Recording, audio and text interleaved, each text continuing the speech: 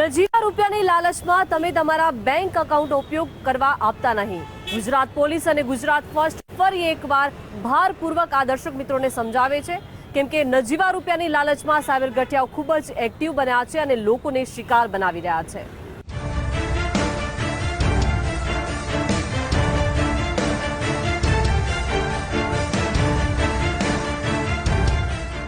પોલીસની ગિરફ્તમાં માથું નીચું કરીને બેસેલો આરોપી સાયબર ગુનાખોરીનો નિષ્ણાત છે। વિશ્વમાં સૌથી વધુ ડિજિટલ લેણદેણનો ઉપયોગ ભારતમાં વધી ગયો છે। હાઈટેક યુગમાં મોટાભાગના લોકો ઓનલાઈન મની ટ્રાન્સફર અને ઓનલાઈન બેન્કિંગ વ્યવહાર કરવાનું પસંદ કરે છે। સોશિયલ મીડિયા અને મોબાઈલના વધારે પડતા ઉપયોગને કારણે તસ્કરો પણ જાણે ઓનલાઈન શિકાર શોધતા થઈ ગયા છે।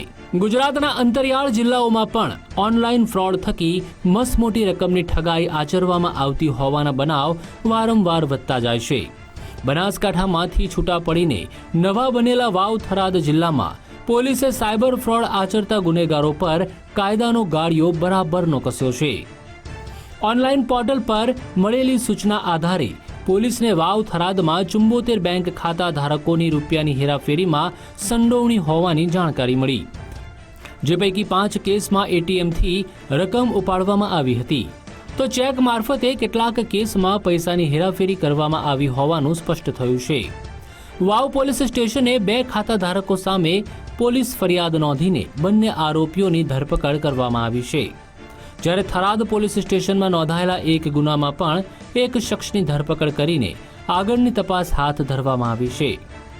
વાવ થરાદ જિલ્લાના સાયબર સેલના પોલીસ ઇન્સ્પેક્ટર RS દેસાઈએ આગામી સમયમાં મ્યુલ એકાઉન્ટ ધારકો સામેનું અભિયાન તેજ બનાવવાના નિર્દેશ આપ્યા છે।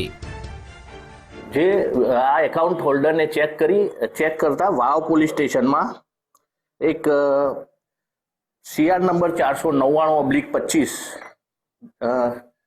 BNS ની કલમ અને IT એક્ટની કલમો મુજબ તેમજ CR નંબર 500/25 BNS અને IT એક્ટની કલમો મુજબ 2 ગુના વાવ પોલીસ સ્ટેશનમાં દાખલ કરવામાં આવેલ હતા, જેમાં ભરતભાઈ ઉકાભાઈ રાજપૂત, શિવાભાઈ શામતાભાઈ ચૌધરી અને પરશુભાઈ સુજાભાઈ ભાંડ વિરુદ્ધ આ એક ગુનો દાખલ કરવામાં આવેલ હતો।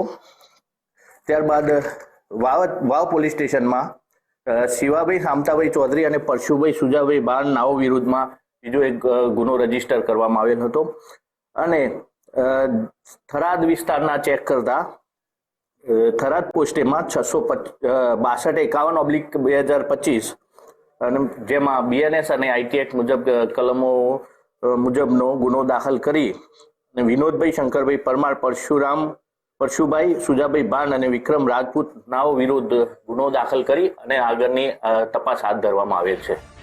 આ ઝડપાયેલા આરોપીઓની તપાસ કરનારા સાયબર સેલના જવાનોને હાથમાં આવેલા લોકો માત્ર પ્યાદા હોવાની શંકા છે। આ કેસમાં માસ્ટર માઇન્ડ કહી શકાય તેવા આરોપીઓ દેશ કે વિદેશમાં ક્યાંક અન્યત્ર રહીને ગેંગને ઓપરેટ કરતા હોય તેવી શક્યતા છે। વાવ થરાદ પોલીસે ઝડપેલા આરોપીઓએ અંતરિયાળ ગ્રામ્ય વિસ્તારમાં ખેત મજૂરી કરતા કે પછી ઓછા પગારની નોકરી કરતા લોકોના બેંક એકાઉન્ટ નજીવી રકમ ચૂકવીને ભાડે રાખતા હતા।